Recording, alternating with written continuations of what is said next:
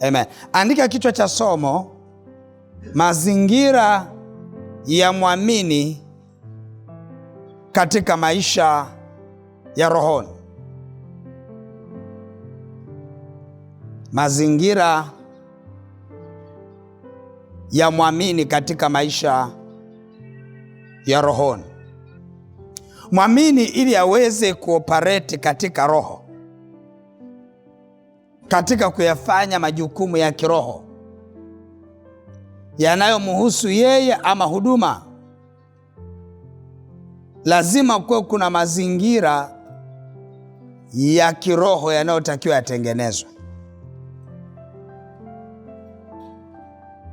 Mwamini ili aweze kuoperate katika ulimwengu wa roho. Naposema kuoperate katika ulimwengu wa roho, mwamini akitaka kuomba ni operation ile. Maombi ni operation katika ulimwengu wa roho.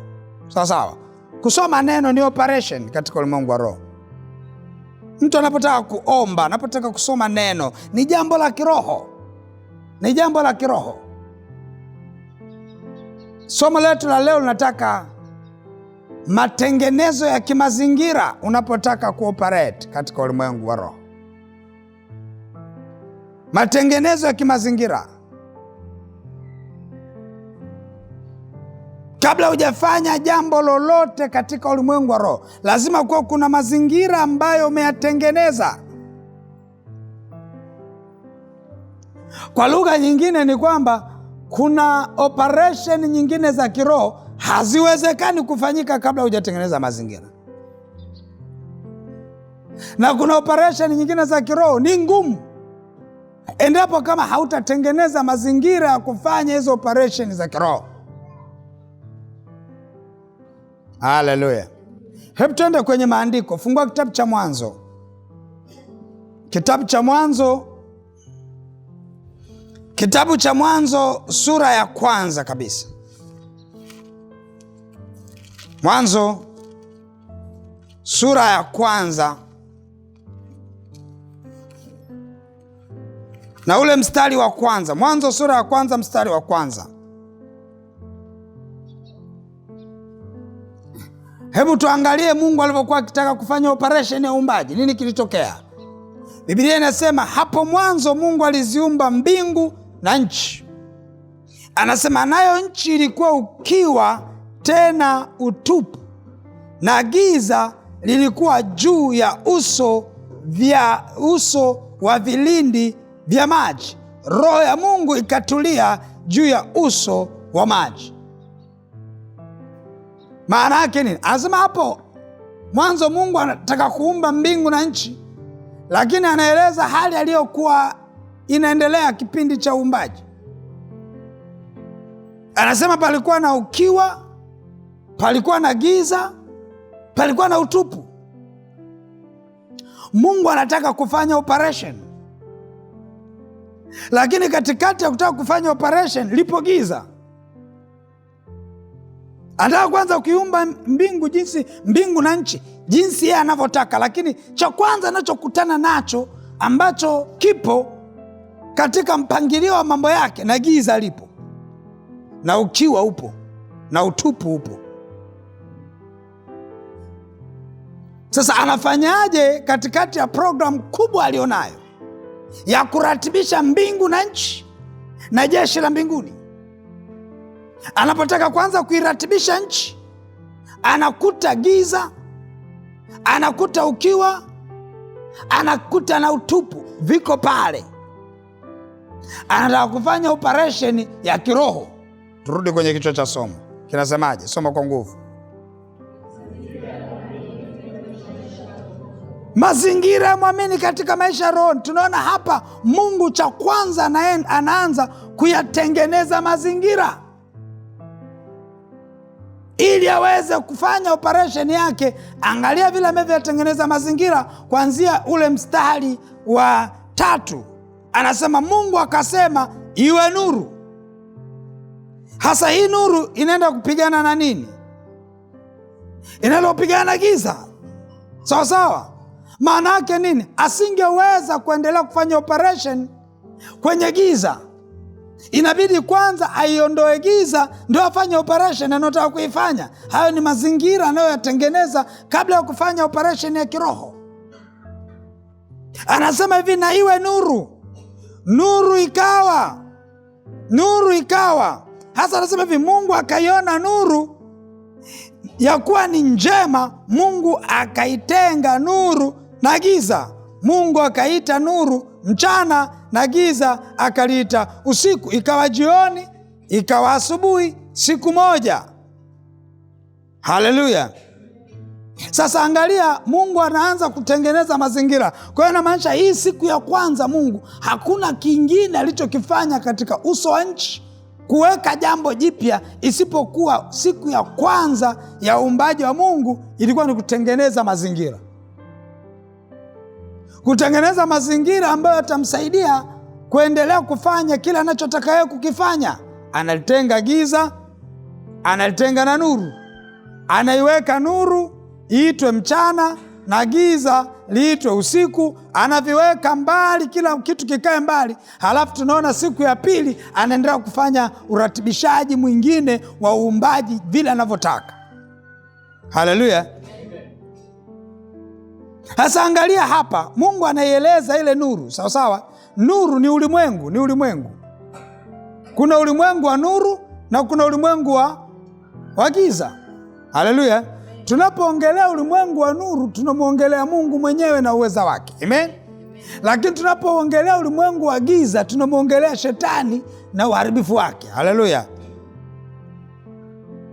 Na ndio maana unaona katika ulimwengu huu, nielewe vizuri sana, kuna ulimwengu wa nuru na ulimwengu wa giza. Sawa sawa. Mtu akishakuwa gizani hawezi kutenda mambo ya nuruni. Kwa sababu yuko wapi? Kwa sababu yuko wapi? Yuko gizani. Kwa hiyo inamaanisha ni ngumu sana mtu wa gizani kufanya mambo ya nuruni, mpaka atengeneze mazingira ya kuja nuruni ndio aweze kuoperate katika roho. Kwa hiyo inamaanisha katika ulimwengu wa roho, mtu ambaye yuko gizani ni ngumu sana kuyafanya mambo ya nuruni yatokee gizani, mpaka atoke gizani aje nuruni. Lakini kama amesimama mahali penye giza, ni ngumu sana kufanya jambo la kiroho katika ulimwengu wa roho, kwa maana kwa ulimwengu wa nuru mpaka giza liondoke. Na ndio maana Biblia inasema mpingeni shetani naye atakaa wapi? Mbali. Kwa hiyo inamaanisha hatuanzaki kufanya operation za kimungu kwanza. Tunaanza kwanza, operation ya kwanza ni kumweka shetani wapi? Mbali, ndio uweze kufanya operation nyingine za kimungu. Na hii imekuwa ni shida sana, Kwa sababu unajua kila siri inapofunuliwa machoni pako inakupa hatua nyingine mbele ya kiroho. Kila siri inakupa hatua nyingine mbele ya kiroho. Kwa sababu ni hatari sana mtu akiwa kwenye mazingira ya giza. Yupo kwenye mazingira ya giza, halafu anaanza kuombea afya katikati ya nini? Ya giza. Angalia vile anavyopambana kuomba. Angalia vile anavyoshindwa kuomba vizuri. Unakuta mtu amekaa bado hajatengeneza mazingira, giza limetanda pale, halafu eti ndio anafunua kitabu cha Isaya anaanza kusoma. Wewe una hakika hautaelewa, kwa sababu hauwezi ukaelewa hilo somo la Isaya wakati unasomea gizani. Ni lazima uondoke uende nuruni ndio usome, ndipo utakapoona Isaya unaielewa kwa ufunuo, kwa sababu hauwezi ukafunuliwa, giza haliwezi likakufunulia mambo ya nuruni. Ni lazima utoke kwanza uende wapi? Nuruni. Na kama upo kwenye giza, ni lazima ukisha giza halipo, ukisha kuwa sasa kwenye nuru, ndio uchukue Biblia yako anze kusoma. Ni hatari sana kusoma neno ama kuomba kabla hujatengeneza mazingira. Haleluya. Haleluya. Na ndio maana watu wengi wanajiuliza, nikianza kusoma mawazo yanakuja tu. Yaani ila unaanza tu kufungua Biblia, unashanga mawazo ya kazini, mawazo ya ofisini, mawazo ya biashara, unaona kama vile kinakuja hiki, anakuja hadi mpenzi wako wa miaka ya nyuma. Huyo yani vurugu. Yanatokea wapi hayo? Ni giza. Maana yake nini? Unasomea neno kutokea gizani. Ukielewa hii siri itakusaidia sana kufanya operation za kiroho katika nuru. Utashangaa sana mambo yanavyoenda. Namba nikuulize, una prayer point? Wangapi wanaanzaga kuomba, anaombea kitu fulani afa anajikuta katikati humo amesha change gear, anaombea kitu kingine. Yaani sikiani nikwambie, kama umeanza kuomba kabla haujaliondoa giza unakuwa unaomba maombi kama kachumbali. Sawa sawa, unaomba maombi kama nini? Hayana uniform. Ukiombea kwenye giza, shetani anakuwa anachomoa switch, anawasha umeme, yaani kuna namna anakuchezea mle ndani. Baba, katika jina la Yesu Kristo, asante. Mungu, nisamehe nimetenda kosa, nimezini. Asante Mungu. Yaani ni kama vile anachomoa switch, anafanya nini? Unajishangaa sentence imeanza unamuombea mtoto mpaka inaisha unaombea biashara. Ni sentence moja, yani prayer point hiyo. Hapa kwa mwenyewe unachanganyika. Hivi hasa hapa kwenye hii prayer point naombea biashara, naombea mtoto. Mbona nachanganya mambo? Ni kitu cha kawaida sana. Kwa sababu shetani hata siku moja huwa hajagi kukutengenezea karata. Shetani siku zote anakujenga kufanya nini? Kuzichanga karata ili akuvuruge. Na ndio maana Biblia inasema hivi, msiache kuzijua hila za shetani na mumpinge. Akae wapi? Mbali. Kabla mjaanza kuomba, mpinge shetani kwanza. Akae wapi? Mbali. Kabla hujaanza kusoma neno, mpinge shetani. Akae wapi? Mbali. Kabla hujaanza kuwaza mradi wote, mpinge shetani kwanza. Akae wapi? Mbali. Ndio uanze kuwaza mradi wowote. Na ndio maana ukiwa gizani afu nawaza mradi, shetani anakuanzisha kwenda kukopa tu. Yaani madeni tu, kakope, utalipa, kakope, utalipa tu. Ni kitu kidogo tu. Ujue unawazia mradi wako gizani. Kakope uone. Kakope. Uone vile ambavyo, yaani mpaka kuchomoke kwenye hilo deni mpaka Pastor Miamba asimamie kucha. Aondoke na jina lako, aende mlima. Akaliombe, ndio unachomoka. Kwa sababu gani? Ulijichanganya ukaanza mradi wako kutokea gizani. Kuna mtu anielewa? Ushaonaga mtu anayetafuta mchumba. Unatafutia mchumba gizani, unadhania hata ataletwa unuruni? Ukitafutia gizani, katakuja kajokeli tuko kakulambishe 5. Sawa sawa. Ukimtafutia nuruni atakuja wa wapi? Ukimtafutia gizani atakuja wa wapi? Kuna mtu ananielewa?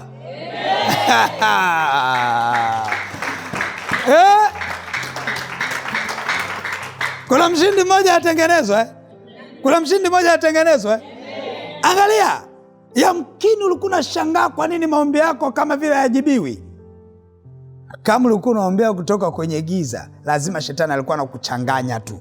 Kuna nyakati ulikuwa unaomba unayafuta. Unaomba unayafuta. Kumbuka mekanizmu ya maombi. Mekanizmu ya nini? Ya maombi ni kama mekanizmu ya baiskeli. Sawa sawa? Sawa sawa? Baiskeli, sawa sawa? Unakanyaga peda, yanatembea makalio. Amjegundua? Amwelewi. Kwani mwongo? Unaachaga makalio nyuma, mguu unaenda mbele. Au uongo? Ongea sana, nimetokana. Nimesema makalio, sawa? Sawa sawa? Sawa sawa? Unakanyaga peda namna hii, sawa sawa? Na kwenye mlima lazima mguu usindikizwe na makalio, lazima unyanyuke kwanza, alafu au uongo? Sawa sawa? Lakini kipindi umekaza kila kitu kinatembea kichwa. Tunaelewana? Uongo? Maana yake nini? Yaani kinafanya hiki, kinatembea hiki, kichwa kinatembea, lakini kimsingi yanayotembea ni matairi. Sawa sawa. Kwa hiyo ni mechanism, ni kitu ambacho kinategemeana. Sawa sawa. Ni kitu ambacho kinafanya nini? Kinategemeana. Kiasi kwamba peda ikiharibika tu ngende ikakatika, stori zimeisha. Hata ukaze mguu, sawa sawa, hakiendi chochote mbele. Uongo kweli wazee wa baisikeli? Nyororo ikifyatuka, nyororo imefyatuka, stori zinaendelea? Haziendelei. Sawa sawa. Maana yake nini? Shetani wakati wa maombi anajua maombi ni mechanism. Sawa sawa. Ni kitu ambacho kinategemeana kimoja baada ya kingine. Ukiomba wakati yeye yupo, lazima aharibu peda. Kuna mahali atachomoa nyororo, yaani kuna mahali lazima atakata breki, yaani kuna vitu lazima vitatokea, kwa sababu unaendesha maombi akiwepo na shetani. Kama mtu anaelewa.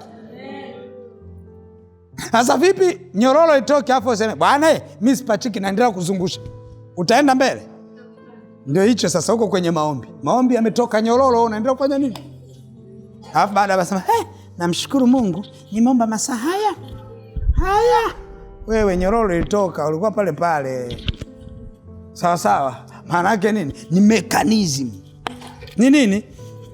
Ni mechanism ambayo usipoelewa namna ya kuiendesha, inabidi kwanza uwe huru, asiwepo mtu wa kuiharibu. Unapofanya maombi, asiwepo mtu wa kufanya nini? Ngoja nikuonyeshe hiyo mechanism. Mtu mwingine anaenda yuko ameishia kwenye baisikeli, hajaelewa ina maana gani. Iko hivi. Biblia inasema hivi, mnaomba hampokei kwa sababu mnaomba vibaya. Unajua maana ya kuomba vibaya? Akisema kuomba vibaya na maanisha kuna njia mbalimbali za kuweza kufanya uombe vibaya. Sawa sawa. Kwa sababu Biblia inasema hivi, mkiomba aminini mnachokiomba, ya kwamba kimetukia nacho kinakuwa cha kwenu. Kwa hiyo inamaanisha ukiomba bila kuamini ni kesi. Sawa sawa. Ukiomba bila kuamini unapoteza nini? Muda. Sawa sawa.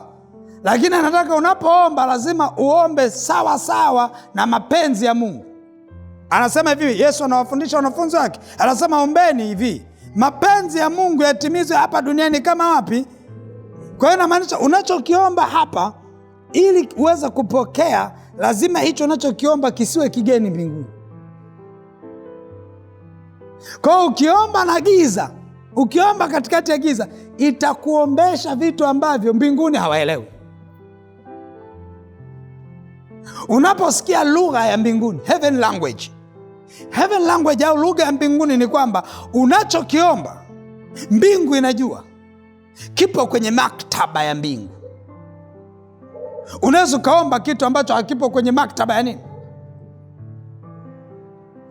Na ili ujue ya kwamba hichi kitu kiko kwenye maktaba ya mbingu, kila unachokiomba lazima unapokiomba, unaweza usikumbuke ni mstari gani, kimetoka kwenye sura gani, kimetoka kwenye kitabu gani, lakini lazima uombe ukijua kwamba hichi nachokiomba imeandikwa. Sijui ni wapi nilishapita, lakini imefanya nini? Imeandikwa. Lakini kama unaomba vitu ambavyo vinapingana na maandiko, ujue shetani anakuchezea, akachomoa nyororo. Haleluya. Anakuacha wewe unaendelea kuzungusha peda, lakini nyororo kachomoa. Uko kwenye maombi, unachokiomba maktaba mbinguni kipo. Sawa sawa. Lakini ukitaka kujua mekanizmu ya maombi, nitolea tu mfano mekanizmu ya maombi. Pia unachokiomba unastahili. Sawa sawa. Usijikuwa unajiombea maombi unataka baraka za wachungaji, lakini wewe sio mchungaji. Sawa sawa. Lazima ujiulize unastahili. Sawa sawa. Na ukitaka kujua kwa swala la kustahili ama kutokustahili, sio kila kitu unachokiomba unastahili. Yule mama ameenda kwa Yesu anaomba uponyaji. Yesu anamjibuje? Anasema chakula cha watoto siwezi kuwapa nani? Mbwa. Maana yake nini? Kuna wanaostahili na wasio. Je, wewe unastahili? Yote hiyo, ili uweze kujua yote hiyo, lazima unavyoomba uombee kutokea wapi? Nuruni, kwenye mazingira ya nuru. Haleluya, haleluya. Na mambo mengi sana kukueleza hapa. Yesu akasemaje? Kama mmegombana na mtu, kabla ya kuomba wewe ndo kafanya nini? Ndio urudi. Sawa sawa. Ukiombea gizani, giza linaweza likakudanganya, ukapigana na mtu, ile unamaliza ngumi ya mwisho na kwanza, Baba katika jina la Yesu. Sawa sawa. Biblia inasemaje? Kapatane naye kwanza. Mambo yote huwezi jua mpaka kutengeneze mazingira. Sawa sawa. Utengeneze nini? Mazingira. Na ndio maana mazingira ya mwamini katika kufanya kazi za kiroho, kuoperate shughuli za kiroho, lazima utengeneze mazingira. Unajua hamna kitu kigumu, mtu aelewe tu. Watu wengi tunatamani kuamka usiku kuomba, si ndivyo? Lakini mimi nimeshafundisha hapa, maombi ya saa 9 usiku hukurupuki saa 9. Kama nataka kuomba saa 9 usiku, lazima utengeneze mazingira kabla hujaenda kulala. Mungu liye hai, ninaomba kwa ajili ya maombi yangu ya saa 9. Giza lisipatikane la kunishikilia kwenye kitanda. Giza lisipatikane la kunifanya kuwa na uchovu. Giza lisipatikane la kuleta usingizi hata nishindwe kutafsiri ninachokiomba. Giza lisipatikane la kunizuia kuomba kwa imani hiyo saa 9. Mungu liye hai, mwili wangu uwe na nguvu ninapoamka saa 9. Umetengeneza nini? Mazingira. Umeituma nuru saa 9 wakati ni saa 2 ya usiku. Maana yake nini? Ile nuru itakusubiria wapi?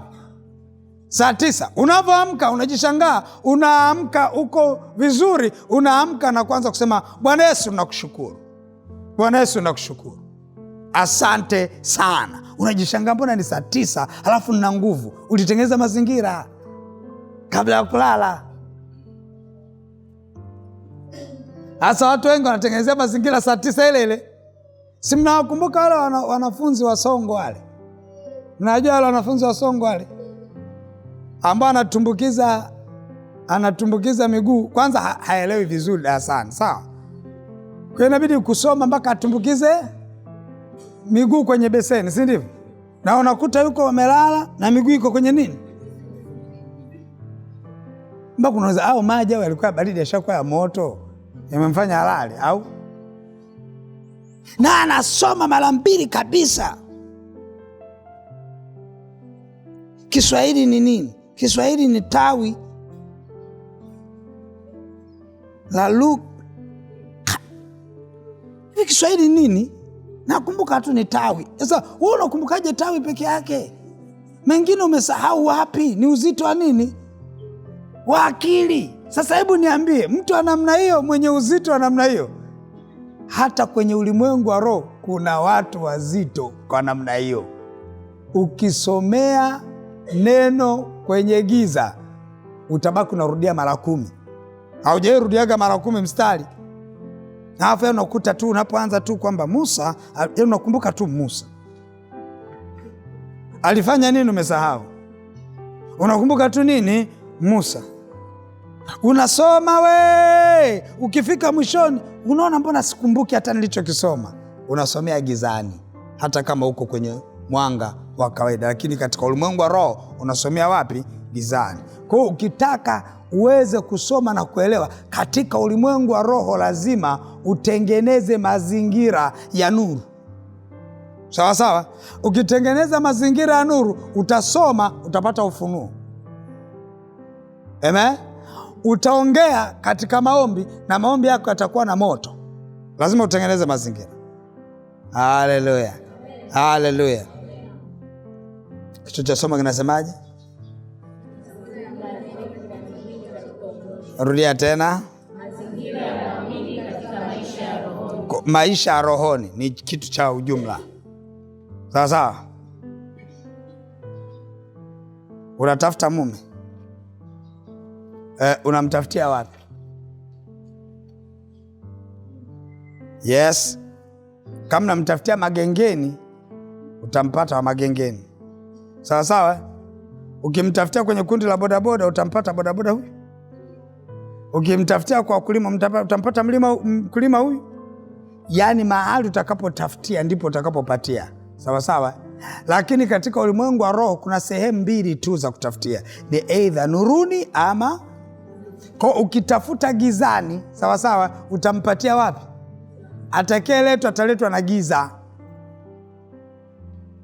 Ukimtafutia nuruni atapatikania wapi? Hasa wengi wanaanza kumtafuta mchumba hapa afa akiona jamani, mbona wanaume hawaongezeki? Ndio wale wale. Hapa kichungulia ndio wale wale. Wako watatu. Hafu sisi tuko wengi. Wakichunguza Toni tunajuzi alishatangaza, sasa nani ambakia? Halafu akiangalia hanakuta nani? Sasa mbakia tu, ambakia nani? Nani? Wote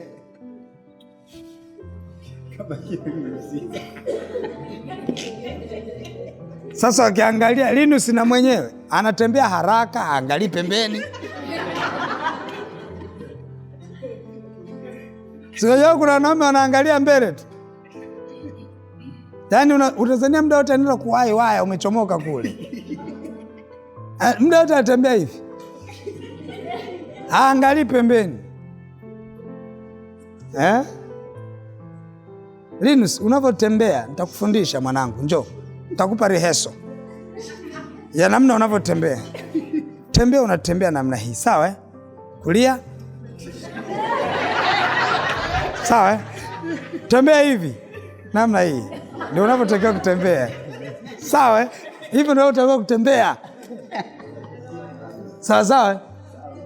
Ili wenzako wanavyoomba, za ajabu maombi yanaweza kujibiwa kwa staili yako kutembea. Sio unaenda kama vile unaenda kufyatua waya wa speaker. Tembea kulia, short. Kulia, short. Unaangalia. Wewe jua. Sasa unakuta mtu anaangalia sema hivi hapa. Kiangalia kwa mfano hapa mwanaume aliyebakia hapa nani? Hapa ni Linus hapa. Wengine nani? Kiangalia. Sasa mchungaji amesema tutafutie nuruni. Bwana nuruni yuko mmoja na tuko wengi sisi. Bwana mimi naenda kutafutia wapi? Gizani. Sawa sawa. Unajua shughuli ya wanaopatikana gizani? Ni bora ubaki peke yako nuruni kuliko kwenda kuambatana na mtu wa giza. Biblia inasema matendo ya giza ni dhahiri, watu wa nuruni ni dhahiri na watu wa gizani ni. Lakini naomba nikuulize swali dogo tu. Hivyo nadhani wanaume wako hapa tu, wa Mungu wako hapa tu? Sasa kuna mwingine yuko kule. Wewe ukiomba ukamwomba Mungu nuruni, ukawa mwaminifu kukaa hapa, Mungu atakuletea anayekufaa. Sawa sawa? Hata Linus hakuepo hapa, lakini leo yupo hapa. Na mwingine hakuepo hapa, leo yupo hapa. Maana yake nini? Kuna siku Mungu atamleta kutoka mashariki, magharibi, lakini tulia nuruni, usije ukatoka ukaenda gizani. Usidhani gizani kuna haraka. Kwenye giza kule ni ukweli kuna haraka, lakini mwisho wake ni machozi mengi. Ni bora ukasubiria wapi? Nuruni. Ukisubiria nuruni utaletewa wa nuruni. Tengeneza mazingira ya nuru aje wa nuruni. Sawa sawa? Nasikia vizuri mabinti zangu? Msiwe na wasiwasi. Sawa sawa? Wapo maelfu kwa maelfu yao huko. Mungu hajaweka ukiwa. Elia alisemaje? Nimebakia nabii peke yangu, si ndivyo? Sikiliza, nina watu ambao hawajamuinamia Mungu Baali. Wapo kutosha. Usidhani uko peke yako. Tafuta nuruni. Usikate tamaa. Tengeneza mazingira yako. Nuruni atakuja kutoka mashariki na magharibi. Atakuja kutoka mbali. Wa kwako ataletwa kutoka mashariki. ya mbali atakuja. Kwani mfano Stoni huyu hapa, Stoni si alikuwa hapa? Si umeona Toni? Na ametokea mashariki huko ya mbali, amekuja binti mzuri yuko pale, na yeye Toni yuko. Na ndio maana Toni kamera iko kule kule. Toni shuti na huku.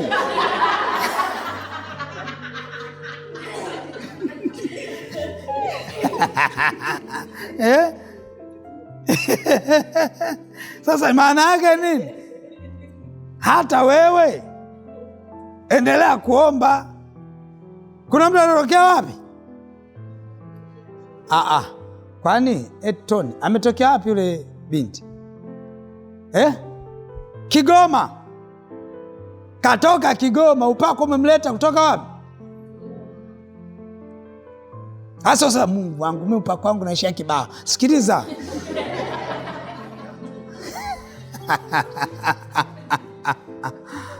Usiwe na wasiwasi, hata Kibaha pia kuna wa Mungu wataletwa. Kikubwa wewe ni kuoperate kwenye nini? Kwenye nuru. Wapendwa, Mungu aliona haiwezekani. Haifanyi nini? Kuendelea na uumbaji mpaka atengeneza mazingira. Haiwezekani. Mungu hakuona ni hasara kupoteza siku moja kutengeneza mazingira. Sawa sawa. Sikia, muulize mkulima. Muulize mkulima.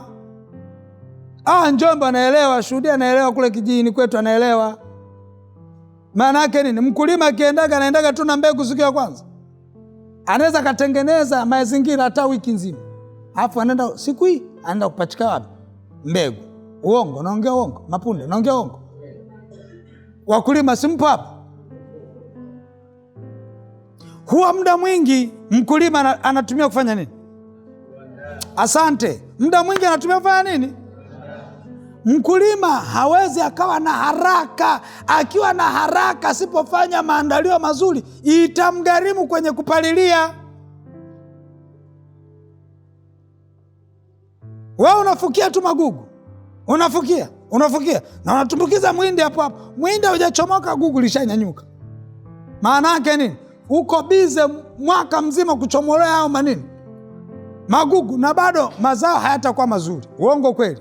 Lakini ambaye anang'oa kabisa, anatoa, kuna ile ndago zile hadi kiazi cha ndani kile anakitoa, anatupia kule, shamba limenyoka namna hii. Akija kupanda, ndugu yangu, ni muhindi peke yake ama ni kiazi peke yake, hakizongwi na chochote, hamna kukizonga. Unajua kuna watu wanapendaka kuzongwa. Ushaonaga mtu anafagia? Mwenye anafagia vizuri anaondoa vitu kwanza, anafagia sawa sawa. Akifagia vizuri anarudisha vitu. Huyo mtu anafagia vizuri, si ndio? Amaliza mazingira. Kuna wengine ananyanyua hiki, anafanya fia anarudisha, ananyanyua fia anarudisha. Kwani tengeneza mazingira. Unakuta ndio tabia hivi, anafanya hivi fia anaweka, hadi fika anafanya fia anaweka. Baba naye mvivu, hataki kuondoka, anyanyua miguu na mnaweza pitisha fia. Sasa maisha haendi hivyo kabisa. Kule vijijini mama amenyanyua miguu, baba amenyanyua vifagia. Mambo haendi hivyo. Lazima utengeneze mazingira usafi, tutoke nje, tusafishe, tudeki vizuri, afu wote turudi ndani. Ndio ilivyo, tengeneza mazingira. Ukitengeneza mazingira unakuwa hata safi, ndani panakuwa pazuri, safi. Haleluya. Na ndivyo ilivyo katika ulimwengu wa roho. Unaingia tu kwenye maombi. Baba, katika jina la Yesu Kristo, mume wangu baba amebadilika baba, amebadilika. Na wakati jana umetenda dhambi, hata hujatubu. Mbinguni hata wakutambui. Nani wewe? Tunaona uchafu tu unaongea. Yeye ni nani? Kwa sababu lazima unapoenda mbele za Mungu uwe safi. Biblia inasemaje? Mungu anawaambia Wanaisraeli, jitakaseni, iweni watakatifu kwa maana mimi Mungu ni nani? Ni mtakatifu, nije nikae katikati yenu. Ukitaka lazima ukae katikati. Mungu akae kwanza katikati yako, ndio uanze kusema baba, mume wangu amebadilika. Azewe mchafu kama nini, umegombana na mwifi zako wote, sasa hivi ghafla tu baba kasema mume wangu baba. Hapa shangaa mume umeomba baba anarudi saa 4 usiku, anarudi saa 4, kesho anarudi saa 9. Unageuka, Mungu uko wapi? Uko wapi? Yuko mbinguni. Nikwambia ukweli, wala hajawahi badilisha kiti. Na bahati nzuri Mungu ameketi pale, yeye ni roho. Hamna mtu muda kusema baba anaenda kama binadamu anaenda washroom. Yupo pale wala hana shida. Ila shida nini? Mazingira unayoombea. Mazingira unayoombea. Tengeneza mazingira kwanza. Umemshikilia mume wa mtu, unarudi unaanza kusema baba, ninakuabudu Bwana, hakuna kama wewe. Malaika wanakaza, tumzimisha, tumfanyaje mtu? Mtu tumfanyaje? Malaika wanagawanyika, jamaa msameni mjinga yule. Ukisema yule ana akili, alishasikia, tummalize. Hapana, ni mjinga, tumfanyaje? Tengeneza mazingira kwanza, achilia mume wa watu. Sawa sawa. Wewe mume wa mtu kila anavyotaka kwenda kupeleka hela mboga kwa mke wake, unaambia wewe yule achana naye yule kwanza ameshazeeka yule. Alafu baada ya muda jioni eti naona ingia kwenye chumba cha maombi. Hiko ni chumba cha uaguzi, sio cha maombi. Mungu hayupo. Lazima kuwe kuna mazingira ya kumfanya Mungu awe mbele yako. Biblia inasema utafuteni uso wake maadamu anapatikana. Maana yake nini? Ukisha utafuta uso, sawa. Na ndio maana Biblia inasema ikiwa watu wangu walioitwa kwa jina langu watanyenyekeza na kunitafuta nini? Uso, halafu na kuziacha njia zao mbaya, ndipo nitasamehe maovu yao na kuifanya nini? Na kuiponya nchi. Kwa hiyo ukifika usidhani utaratibu wa kuiponya nchi unaanzaga tu Mungu ameshaanza kuponya nchi. La kwanza anasema ikiwa watu wangu. Unajua maana ya watu wangu? Sio kila mtu. So naiombea nchi tu, baba ponya nchi. Wewe ni wa Mungu. Ikiwa watu wangu. Wewe unaomba nchi, wewe ni wa nani? Tunaiombea nchi, wewe ni wa Mungu. Biblia inasema ikiwa watu wangu, watu wa Mungu. Wale watu wa Mungu wanaopewa maelekezo na Mungu. Mungu anajua, yani Mungu ana watu wake. Kwa taarifa yako, jinga kabisa anasema Mungu ni wa wetu, ni wa kwetu sote. Aliyokuambia ni wa kwetu sote nani? Hata kwenye maandiko yanasema bali waliompokea ndio aliwapa uwezo wa kufanyika nini? Wana wa Mungu. Wewe hujampokea, wewe sio wa Mungu. Wa kwetu sote.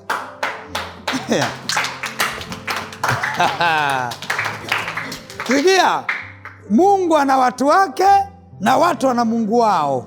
Kwa taarifa yako, Mungu ana watu wake na watu wana Mungu wao. Usije ukasema Mungu ni wa wote. Ni sasa ukafika ukaliona gari lile paka usema gari ni la wote. Unajichekesha. Usije ukasema gari ni la wote. Anayejichekesha ni nani? Ni wewe. Lile sio lako, la mchungaji. Ukipita ni vyema kusema hili ni la nani? Hili ni la mchungaji, hili ni la nani? Hili ni la shuhudia, hili ni la nani? Hili si ni la CCP. La, yeleze. Sio ukiona gala sema hakuna CCP wa kwetu na gala la kwetu. Unajidanganya. Unajidanganya. Wakati wa kuondoka ndio utajua ulikuwa unajidanganya.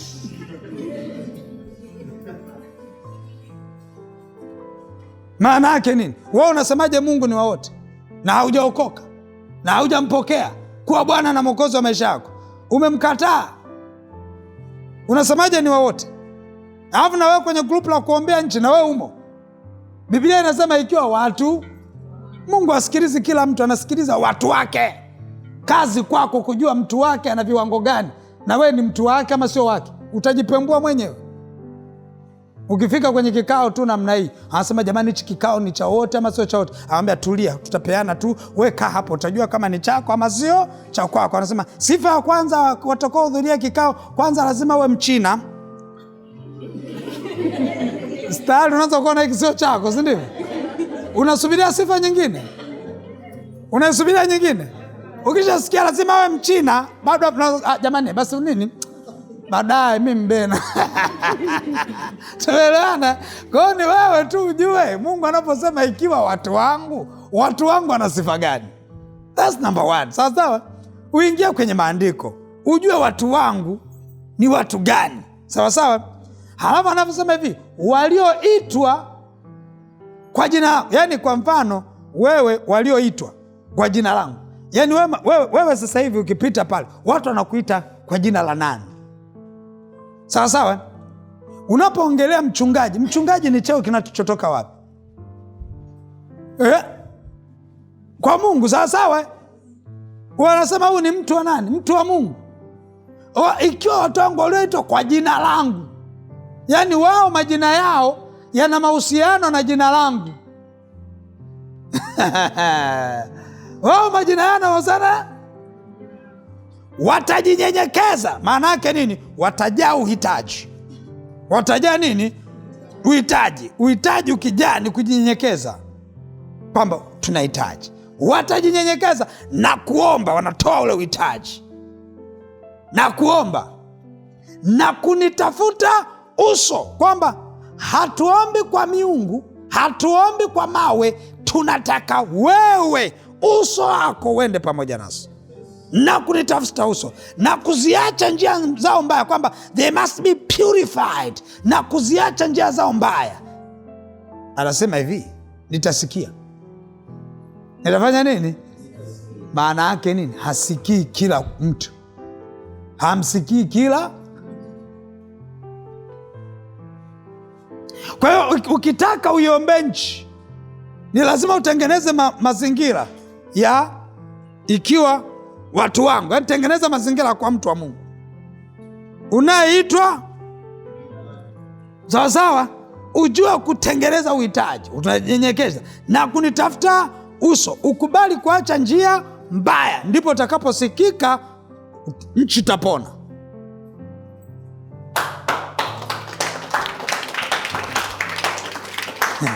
Na ndio maana anauliza, je, angalia, Mungu anamuuliza, malaika anaulizwa na Ibrahimu, anasema unaenda kuiangamiza nini? Sodoma. Ukifika ukiwaona 40 walioitwa kwa jina la Bwana, utaangamiza? Akasema sitaangamiza.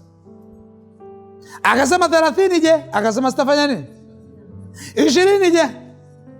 Maana yake nini? Endapo kwenye kundi la watu wabaya akipatikana mtu wa Mungu mmoja, kundi limepona.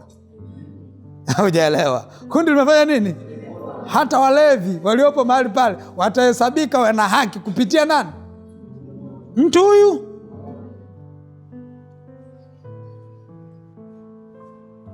Kwa Sodoma na Gomora ilitakiwa iponywe na Ibrahimu. Ibrahimu ilibidi ashushe namba, kwa sababu namba aliyofikia hawakutimia. Ibidi asema vipi? Ukimkuta mmoja, angesema sitaangamiza mmoja, Lutu alikuwepo, ingepona. Ibrahimu alituangusha pale, lakini ilibidi ateketee. Majinga yale yalimng'ang'ania hadi malaika, wacha achomwe, wacha yaungue. Maana yake nini? Mazingira unayoyatengeneza, mazingira unayotengeneza. Watu lazima wajue kutengeneza mazingira katika ulimwengu wa roho. Angalia, lazima iwepo nuru. Iwepo nini? Nuru. Angalia, tunaona ishu na dhana ya kutengeneza mazingira imetengenezwa sana. Watu wametengeneza sana kipindi cha Agano la Kale. Ni kipindi hiki kipindi cha Agano Jipya kuna mambo mengi. Yaani kuna neema kubwa, lakini watu hawana maandalio. Zamani watu walikuwa wanafika, wanaichinja sadaka, wanaiweka pale, Mungu anashuka. Mungu anashuka. Wanatengeneza mazingira, wanajua kwamba Mungu penye sadaka Mungu anaongea. Wanatengeneza mazingira. Angalia Lutu alichokifanya Nuhu. Nuhu amefika kaandaa sadaka namna hii. Alivyoandaa sadaka, Mungu akashuka, akaanza kumpa ratiba. Akamwambia Nuhu, sikiliza, majira na nyakati zilizowekwa nitazirudisha kama zilivyo. Masika na mvua, masika na jua nitavirudisha kama vilivyo. Wakati wa usiku na mchana vitakuwepo, havitakoma. Akaeleza akasema, na nimekubarikia kama nilivyobariki Eden. Akamtangazia baraka, akamwambia nenda. Kilichomshawishi Mungu ni mazingira ya sadaka ambavyo Nuhu alikuwa ameyatengeneza. Leo hii watu wanataka waje kanisani, yani sadaka wanaiacha nyumbani, wanaleta mapepo. Kuja kufanya ni kutolewa. Unaona wewe, naenda kuja kutolewa mapepo. Sadaka umeiacha wapi? Nyumbani.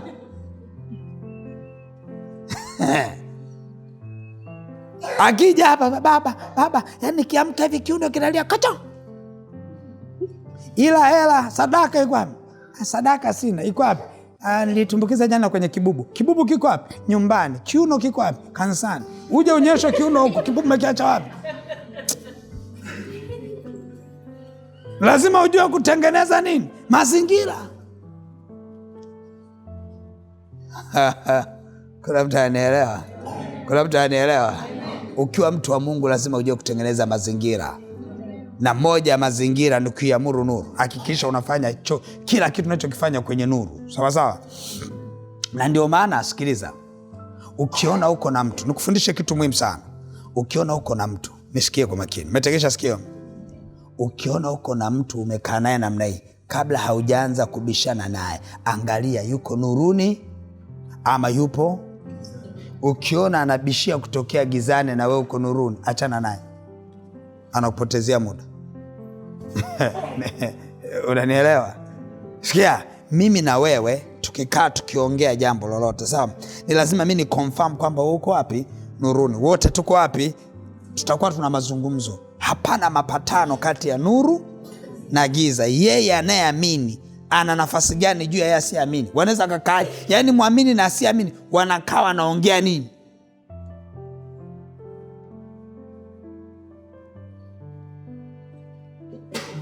Mimi ukiniambia wewe umeokoka, alafu marafiki zako wote ni ambao hawajaokoka, naanza kuhofia wewe bado mlevi. Sawa sawa? Kwa sababu uzikawa rafiki na walevi, na walevi wako ni marafiki na, yani wewe na wewe rafiki yako wote walevi, lazima unaonja. Lazima unafanya nini? Kwa sababu yani kuna mapatano gani kati ya nuru na giza? Maanake kama kila siku ni marafiki zako na bado hawamjui Mungu, inamaanisha gani? Huna nguvu. Na kama huna nguvu, unawezaje kukaa katikati yao bila kuvutwa na wao? Yeye anayeamini ana sehemu gani ya asiamini? Sijahukumu, ila jihukumu mwenyewe. Kama una marafiki na marafiki hawajui kama umeokoka, wewe ni mlevi mwenzao. Lazima kuwe kuna ishara, sawa sawa, zinazotokea kwa mtu aliyeokoka. Lazima kuwe kuna nini? Ishara. Kama ipo nguvu ndani yako, lazima iwepo nini? Ishara ya nuru. Na hiyo ishara ipo. Lazima hiyo ishara ilete madhara kwa mtu wa mbele yako. Tunamuuliza Elizabeth anaenda kutembelewa na Mariamu, sawa sawa? Mariamu ndani yake kunayo nuru ya ulimwengu. Amen. Ndani yake amembeba mfalme wa wafalme, sawa sawa? Ndani ya tumbo lake amebeba mfalme wa amani. Niambie, alivyoenda kumpa mkono Elizabeth, maana yake ni nini? Kilitokea ishara, ilitokea, sawa sawa? Alivyomsema salamu, nini kilitokea? Kitoto kwenye tumbo la Elizabeth kiliruka. Kwa ajili ya nini? Kwa ajili ya nguvu aliyokuwa nayo Mariamu, alichokibeba ndani ya tumbo lake. Alivyomsalimia Elizabeth namna hii, kitoto kikaruka, akajazwa Roho Mtakatifu. Maana yake nini? Hata wewe unavyoenda kwenye biashara zako, tunataka ukifika tu kwenye biashara yako, kitoto kiruke. Ukifanya biashara, kitoto kifanya nini? Ukienda kazini kwako kitoto kifanye nini? Ukienda kwenye ndoa yako kitoto kifanye nini? Kiruke. Ishara itokee iathiri mazingira ulionayo. Lazima kuwa kuna nuru itakayoathiri mazingira ulionayo.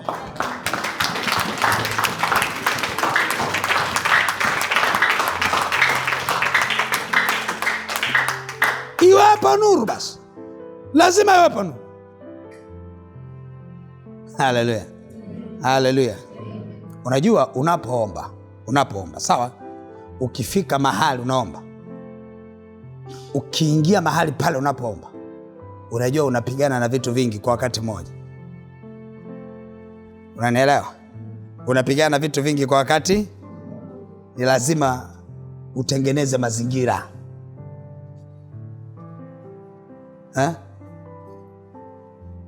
Na ndio maana huwa tunaambia watu wengine, kabla hujaenda nyumbani kwenu uje ufanye nini? Uage.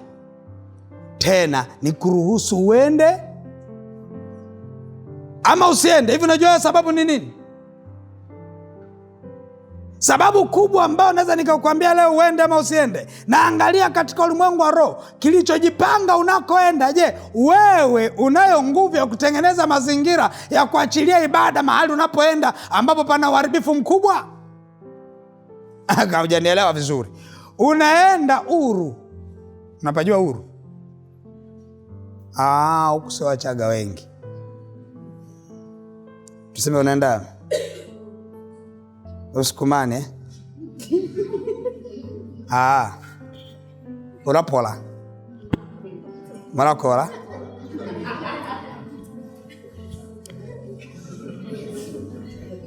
Unaenda wapi? Usukumani. Sasa ukifika pale Usukumani, kuna mapepo ya Kisukuma ya lile eneo, wanaitwa wakuu wa anga, wakuu wa giza la Usukumani. Wamekaa pale, wamejipanga kwamba asitokee mtu atakayefanikiwa, asitokee mtu atakayekuwa na amani, asitokee. Yamekaa pale, yamekaa kwenye anga la Usukumani pale. Kama ni wapi kule Kahama kule kwa mke wangu kule, mapepo yamekaa pale, yametanda lile anga lote. Ama Shinyanga pale, mapepo yametanda anga lote.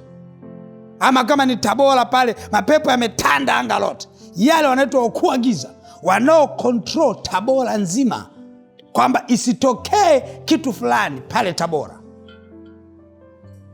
Sawa sawa? Chini yake wewe unaenda Tabora. Wangapi wanatokea Tabora? Chini yake pale pana familia. Mapepo ya familia kina Shija yako pale. Juu pale kuna anga la watu wa Tabora, sawa? Ambalo hilo anga la watu wa Tabora yenyewe inashughulika na Tabora. Yaani ukikanyaga pale ni nini? Tabora. Halafu chini yake wewe unaenda nani? Shija. Kuna mapepo ya kina Shija.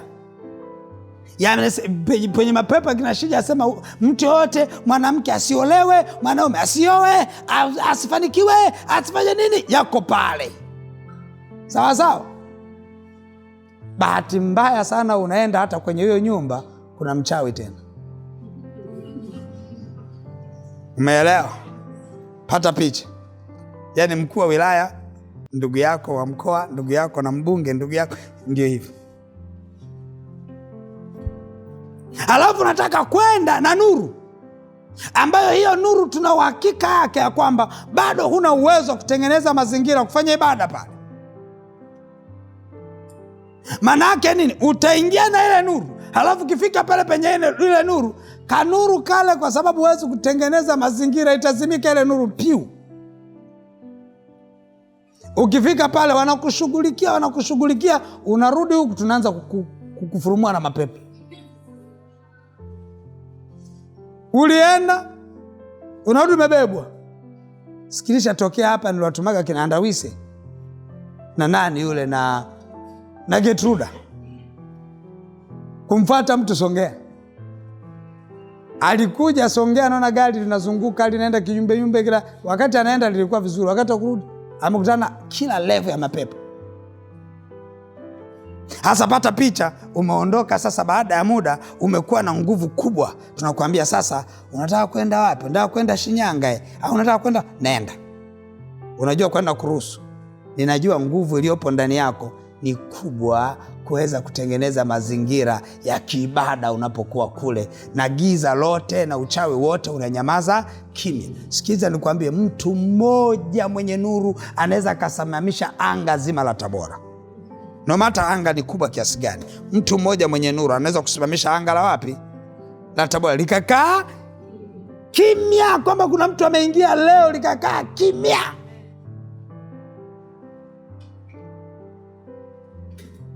Hasa pata picha, umeingia pale Tabora, pop, umeingia namna hii.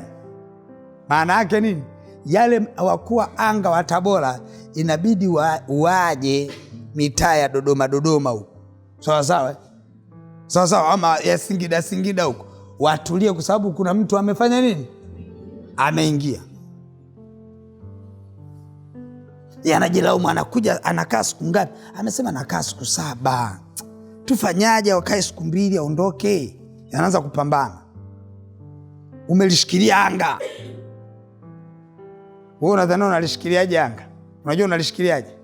Hivi nakuuliza, unadhani yale mapepo yakija Singida atakuacha tu endelee pale kupiga mluzi? Unadhani atakuacha hivyo? Hata siku moja. Biblia inasema pepo mchafu amtokapo mtu huenda mahali pasipo maji. Huiangalia wapi? Nyumba yake. Akifika pale akitulia huko, yanataka kusema hivi, yule ametengeneza mazingira ya nuru, tufanyaje tuiondoe nuru kwake?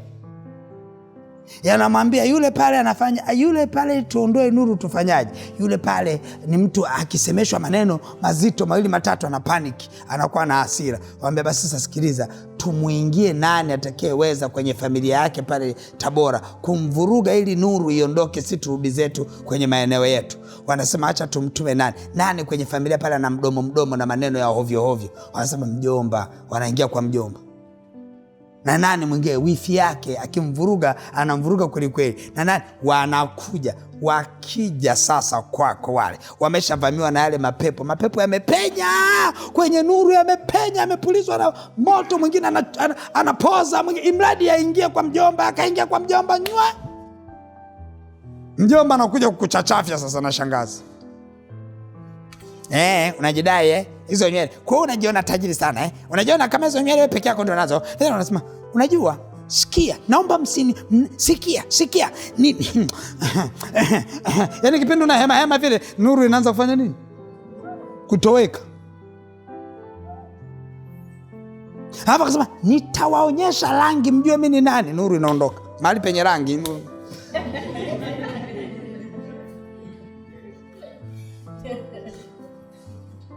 Ikiondoka na yenyewe anafanya nini? Yanarudi. Biblia inaeleza huyo mtu mapepo yatakuja kumvamia kwa hali gani, na unajua hali yake ya mwisho itakuwa mbaya kuliko ile wapi? Ndio wala unaudigi uliondoka, unaongea peke, unaongea ukiongeleshwa unajibu, unarudi unaongea peke yako, unajijibu mwenyewe. Ujue tayari ushavurugwa. Sawa, umevurugwa na nini? Lakini angalia mtu mwingine ambaye mapepo yamekimbia, mapepo hivi ninavyoongelea mfano, mnanielewa yamekimbia, ameenda wapi? Singida. Anasema hivi, yule pale tumfanyaje? Tumtumie watu wenye maneno ya hovyo waende wakamchanganya. Yale mapepo yanaenda mpaka anamuingia mtu wa hovyo kuja kutaka kukuchanganya. Wewe unajidai, halafu ndani yako unasikia, Baba wasamehe, hawajui walitendalo. Tayari mapepo yananyongonyea, yanarudi kule. Anasema jamani, tusubirie tu siku 7 zake zifike, afanye nini? Aondoke. Haiwezekani. Haifanyi nini? Haiwezekani. Mtu yule haingiriki. Ujue huyo ni mtu ambaye anajua kutengeneza nini? Mazingira katika ulimwengu wa roho. Mazingira katika ulimwengu wa roho, utengenezaji wake hata kujua kumjibu adui anapokuja kwako. Adui ni nani? Anaweza akapita kwa mwanadamu, anaweza akawa ndugu yako, mtu wako wa karibu, wanapitaga. Biblia inasema msiache kuzijua hila, ujue kwamba huyu anayeongea ni mjomba. ama ni mapepo ndani ya mjomba. Unajua na wenyewe ni ushindi.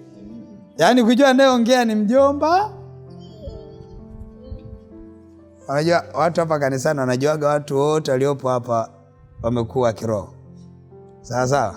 Yaani hapa kanisani sawa, kuna watu wa kila aina. Kuna waliokuwa, kuna wachanga, na kuna bado waliovurugwa, yani bado network haijasoma vizuri, bado wamevurugwa. Sawa sawa. Kwa hapa kanisani ukitaka uathirike kisaikolojia na uvunjike moyo, udhani ya kwamba kila mtu wa pembeni yako amesimama kiroho. Tengeneza mazingira ya jirani yako kujua kwamba si ajabu umekaa na aliyevurugwa. Sawa sawa. Kwa akikuvuruga ujue kutengeneza mazingira ya kuulinda moyo. Biblia inasema linda moyo kuliko chochote, maana ndipo chemchem za uzima zinakofanya nini? Jirani yako anaweza kukuvuruga. Sawa sawa. Usidhani kila jirani yako basi amesimama, hapana. Kuna jirani ambaye bado akili yake haijatengenezwa upya. Sawa sawa. Yaani ni iko off and on. Yaani kama hivi sasa unaona umeme haupo, na kuna mwingine kwenye akili yake muda mwingine umeme unakatika, muda mwingine umeme wa kiroho unafanya nini? Kwa lazima ujirani yako ukiona sasa hivi ujue huku umeme umekatika wa kiroho. Umeme unafanya nini? Lazima ujue kumchukulia jirani yako. Sawa sawa. Sawa sawa. Muangalie jirani yako, mwambie jirani, ninakupenda. Mungu anipe neema. Kujua wakati umeme umekatika kwako. Mbona mnaogopa kuangaliana? Au mshamshtukia? Mwanza huyu anajua toka ibada inaanza anajua umeme na yule katika. Alivyo katika kanisani na ukaka katika. Sikia. Siku umeme ukikukatikia kwa jirani yako ujue kutengeneza nini? Mazingira ya roho yako kubaki salama. Sawa sawa. Namna ya kulinda moyo kwa wewe jirani yako. Usimwache Yesu kisa jirani yako ametumika. Mahusiano yako na Yesu yasiathiriwe na mtu yeyote. Sawa sawa. Jirani yako anaweza kukuvuruga akatumika. Kwani Yuda alimuuza Yesu, sawa? Yuda alimuuza nani? Jirani yako atashindwa kuuza. Mwangalie.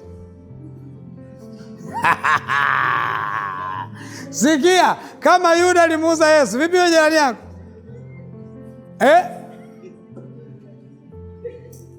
Mwambie jirani, hivi kipewa milioni 10 wewe huniuzi?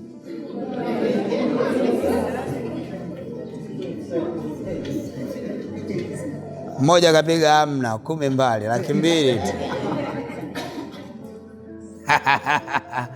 Mmoja 200,000 mimi namaliza mchezo. Kwani anataka risiti hataki. Sasa maana yake nini? Tengeneza mazingira yako ya kiroho vizuri. Sawa sawa.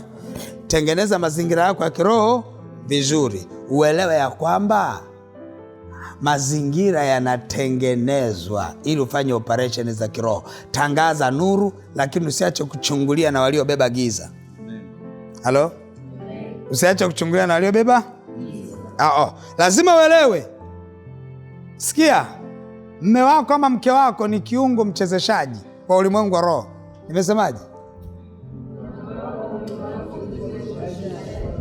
Anaweza kachezesha ulimwengu wa nuru ama akachezesha ulimwengu wa giza. Kwa unapoongea naye unamchungulia, unaweza hivi huyu saizi ni beki wa timu ya wapi?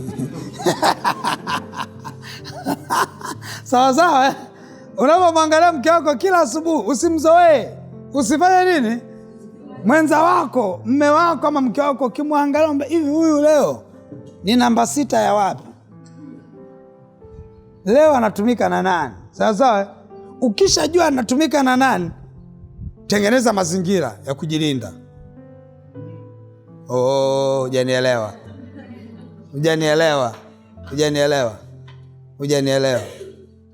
Leo unamwangalia mme wako akiangalia, unamchunguza, lazima uwe na darubini. Unamwangalia unakuta leo huyu yuko timu ya shetani leo. Yuko timu ya nani? Tena amepewa namba ngapi? Beki, kipa. ama nani. Ukishagundua tu kwamba huyu striker mzuri sana, lakini timu ya shetani, unakuwa naye makini, unaongeza defense kubwa kwenye moyo. Unaongeza defense kubwa kwenye nini? Kwenye moyo. Ukiona leo natumika na nguvu za Mungu, unajiachia. Haleluya. Kuna mtu anielewa? Kuna mtu anielewa? Sikia nikwambie, natengeneza watu hatari sana katika ulimwengu wa roho.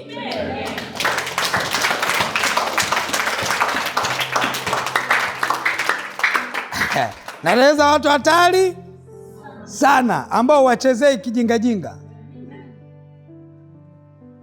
Watu wanakuwa wanaelewa, yani wanakupima tu unakoelekea, wameshajua beki wa shetani uleo. Mnaona tu anavyochangia kikao, mnajua huyu refa katuma na shetani. Jamani, hivi kwani jamani, sisi wa mama hivi kwa nini tuchangie hela yote hiyo? Kwa nini tuchangie hela yote hiyo jamani? Muda mwingine unajua maisha magumu. Sasa hivi unajua mafuta yamepanda. Kwani wewe una sheli? Wewe muuza sheli au? Mafuta yanahusiana nini na sali ya mama?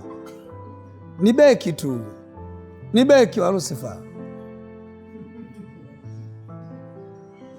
Sasa maisha magumu Maisha magumu Sikiliza, mkimgundua mtu anamnasema hapana sio magumu, kataeni. Mnakuta ka kikundi kanasema kweli maisha magumu. Ghafla wote mnaanza kuwa na hali ngumu ya maisha. Mmepenyezewa tu mpira na beki wa shetani. Wenyewe mmeanza kufunga kwenye goli lenu. Kataa. Maisha magumu, semaje? Mbona kama vile mko upande wa yule mwenye maisha magumu. Mmegoma. Mtu anakuja kusema jamani maisha magumu, hata tunachangia, jamani tuchangie, tupunguze. Mwaka jana tulichangia 70,000, safari tukuchangia 35,000. Si inawezekana jamani. Mjue ni nani huyo? Mmoja anyoshe kidole haraka aseme jamani huu ni beki. Sasa ili mkimbie beki, mkimbie na mabeki wa shetani. Ni utukufu hadi utukufu kama mlichangia 70,000 na bisa ziwe 200,000. Anajitokeza mtu jamani maisha magumu. Magumu kwako. Magumu kwako wewe unayeongea, usituongeleshe wote. Usikubali jumla jamala. Ni sawa kwenye kikao cha familia unasema jamani sisi ni watu maskini. Naambia katikati ya maskini leo mmebahatika kuwa na tajiri mmoja.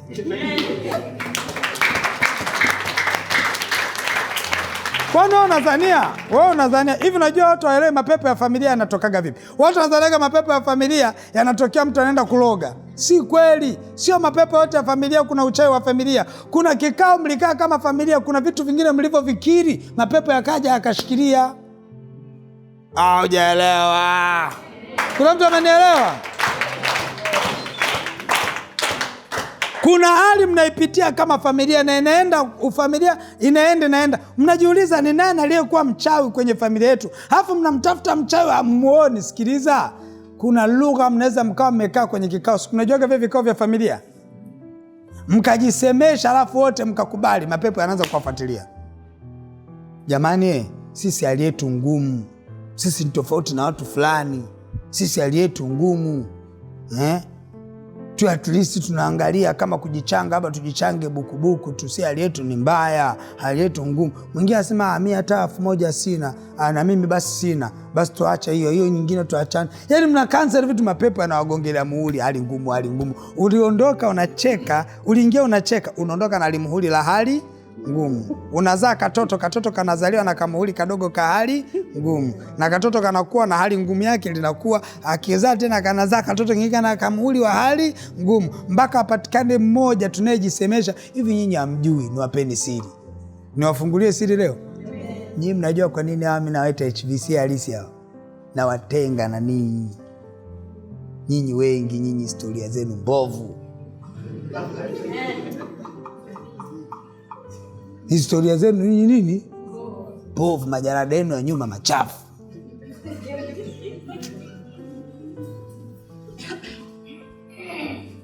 Mmenielewa? Na ndio maana muda wote najiongelesha. Msidhani mimi naongea kama mwenda wazimu. Nina roho. Si mnaona wakati namwekea hapa naambia huyu mwana HVC halisi. Maana yake nini? Uchafu wa familia za baba yake na mama yake zimefutika. Amen.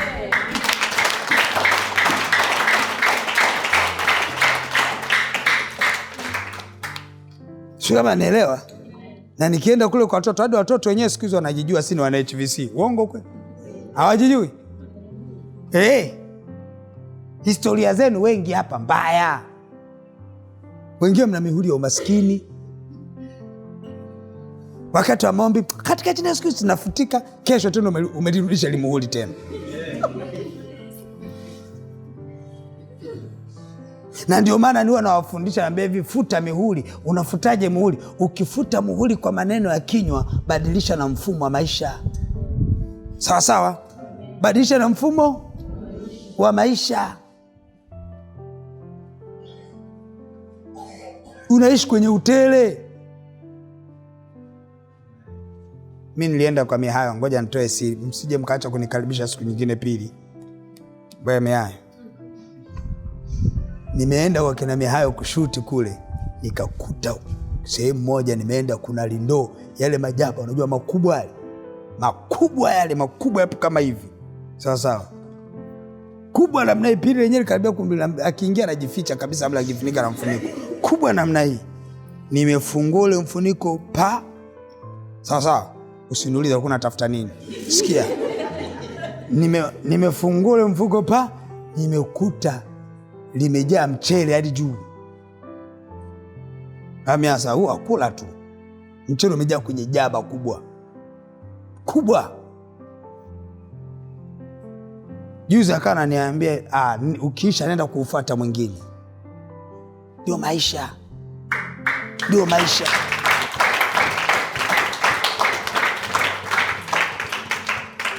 Hasa sio unafika robo na nusu na robo na nusu. Hivi nusu na robo zinakuwaga zina nini zile? Nini zile? Chota mchele kwenye jaba.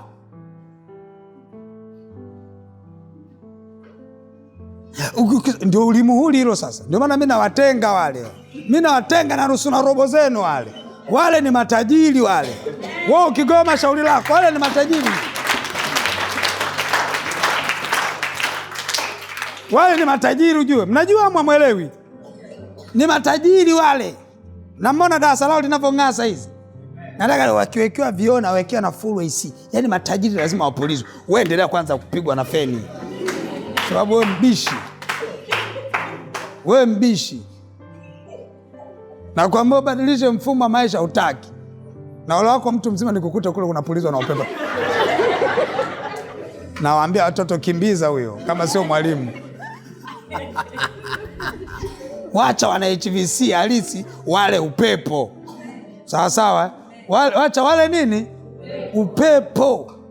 Wewe unaweza usinielewe, lakini mbegu hata mateso kwenye familia yaliingia kwa staili ya kuongea. Usidhani familia zote ni wachawi, si kweli. Kuna nyingine vikao vyao wanakiri. Kila wakikutana wanasema si maskini. Kila wakikutana wanasema si maskini. Kila wakikutana sasa si maskini. Mapepo maskini anafanya nini? Yanaanza kuwafuatilia. Mnamtafuta mchawi amemuoni, lakini mnaona kulogwa. Kumbe mmelogwa na maneno ya vinywa vyenu. Sasa wakati nyinyi mnapona, na ndio maana msiyoshangae wale wazima. Sawa? Hata wagonjwa wa kipindupindu huwa wanatengwa wahudumiwe, si ndio? Wanatengwa wahudumiwe, si ndio? Yaani sasa wale wamepona, sawa? Kipindupindu cha kiroho. Umenielewa? Maana yake kama una kipindupindu cha kiroho ni nini? Leo unakuja kanisani, kesho uonekani. Unakaa wiki 3 unaonekana tena mara moja. Si kipindupindu cha kiroho hicho? Ndio maana umetengwa huko. Wale watakula upepo wale. Wale wanakula nini? Upepo.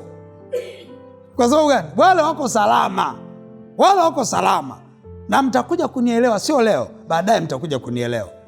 Mtaanza kuona mbona wao watoto wetu maisha yao sio kama maisha ambayo sisi na familia yetu tumetokea.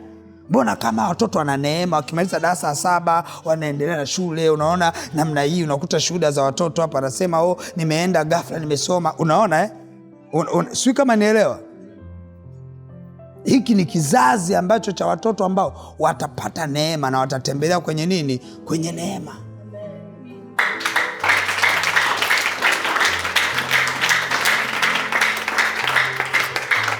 Kwa hiyo nataka unielewe kwamba ni lazima tutengeneze mazingira mazuri sana kabla hujaingia kwenye kuomba. Tengeneza nini? Tangaza na iwe nuru ndio uanze kuomba. Ukiona nuru kwenye maombi yako ndio uanze prayer point ya kwanza. Usianze prayer point ya kwanza wakati bado lipo giza. Sawa sawa? Usianze prayer point ya kwanza wakati liko nini? Unapotaka kujua nifanye biashara gani, usianze kutafsiri biashara ukiwa kwenye giza. Sawa sawa? Ni lazima kwanza uwe kwenye nini? Kwenye nuru ndio uanze kufikiria sasa nifanye biashara gani. Biashara utakao ipatia wazo lake kwenye nuru imetoka kwenye nuru. Sio kama kuna mtu amenielewa. Biashara utakao tafsiria na kuipata kwenye nuru imetoka kwenye nini? Haiwezekani ukae kwenye nuru idea itoke gizani. Haiwezekani. Na haiwezekani ukae gizani idea itoke nuruni. Haiwezekani. Ni lazima umaintain status ya mahali ulipo. Umaintain kwamba sasa niko kwenye nuru ndio unaanza kuongea. Kuna mtu mmoja anaelewa? Kuna mtu mmoja anaelewa? Kuanzia leo kabla hujasoma neno hakikisha uko kwenye nini? Thank you. Kabla hujaanza kuomba hakikisha uko kwenye nini?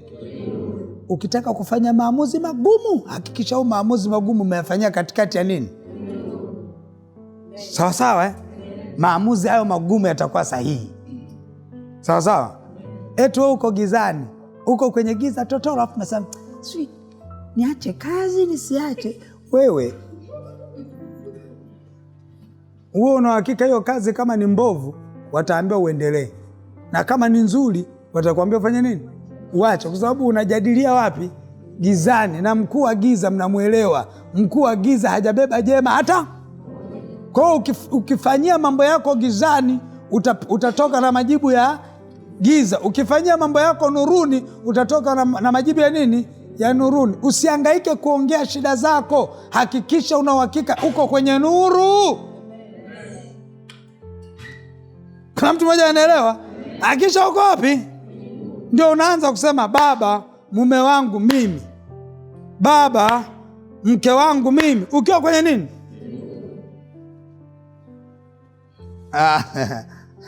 Wangapi wamenielewa? Wangapi wamenielewa? Umenielewa vizuri? Umenielewa vizuri? Sikia, wengi wasema mimi nataka kuisikia sauti ya Mungu. Hivi watu wanadhaniaga sauti ya Mungu ni nini? Ije zime Johnson. Ndio mnasemaga sauti ya Mungu? Au unamsubiria Mungu ile kusema mimi ni Mungu wako? Ndio unataka au zile tunazotengeneza kwenye maigizo. Na unataka usisikie kama hizo. Mungu anaweza akatumia akili ya mtu, mawazo ya mtu, fahamu za mtu, imradi yuko nuruni. Umenielewa?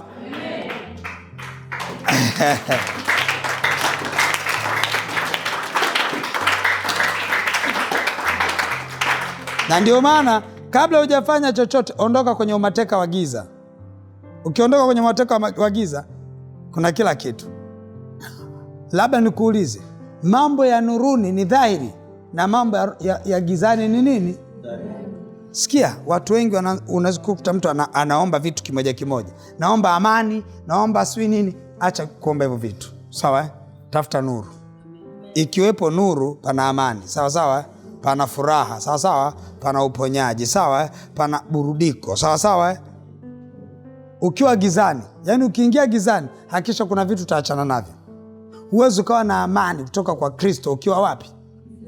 Huwezi ukawa na furaha kutoka kwa Kristo ukiwa wapi? Huwezi ukawa na uhuru wa ndani au uponyaji kutoka kwa Kristo ukiwa wapi? Ukitaka kupokea uponyaji wa Kristo ukitaka kupokea afya ya Kristo uwe wapi? Na ndio maana vitu vimetambulishwa kwamba hivi ni nuru. Akasema hivi, na hiyo neno alikuwa hapo kwa Mungu, na ndani yake kulikuwa kuna nini? Kuna uzima, na huo uzima ni nini? Ni nuru ya watu. Na hiyo nuru yang'aa wala giza. Yes. Mwambie jirani yako, na iwe nuru kwako. Mpe mkono, mwambie na iwe nuru kwako. Simama wapi wawili watatu, waambie na iwe nuru kwako. Mihayo, acha haraka, tembea taratibu.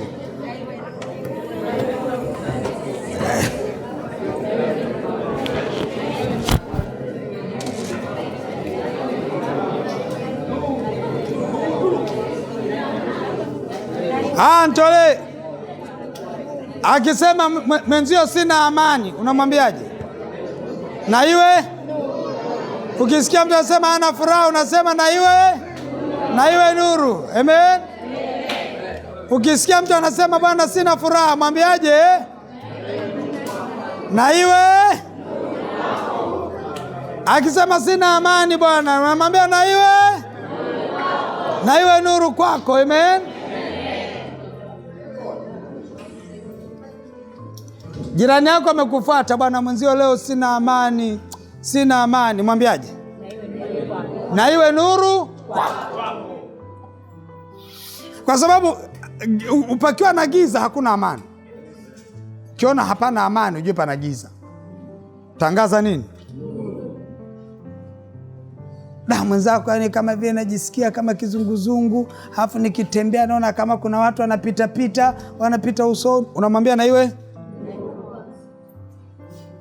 Yani nikipita mzee najisikia uchovu, kama kiuno kimekaza, halafu unamwambia na iwe nuru. Cha kwanza tangaza nuru kwa mtu, na iwe nuru kwa jina la Yesu. Halafu muangalie, mwambie baadaye niambie.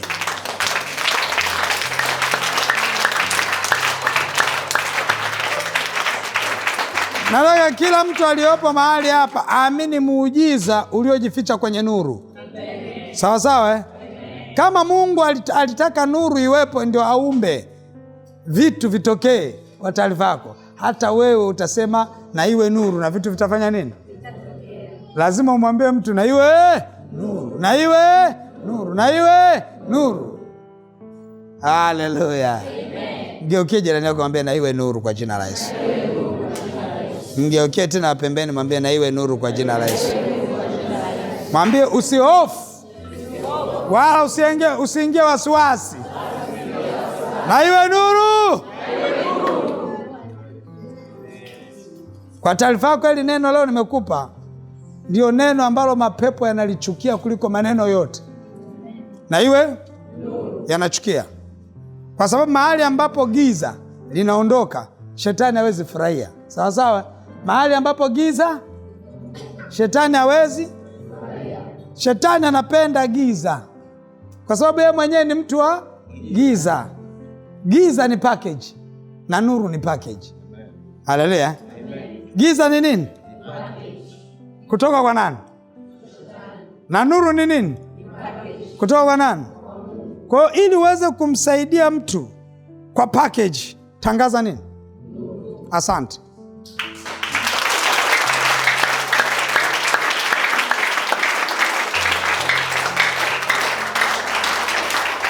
Haleluya.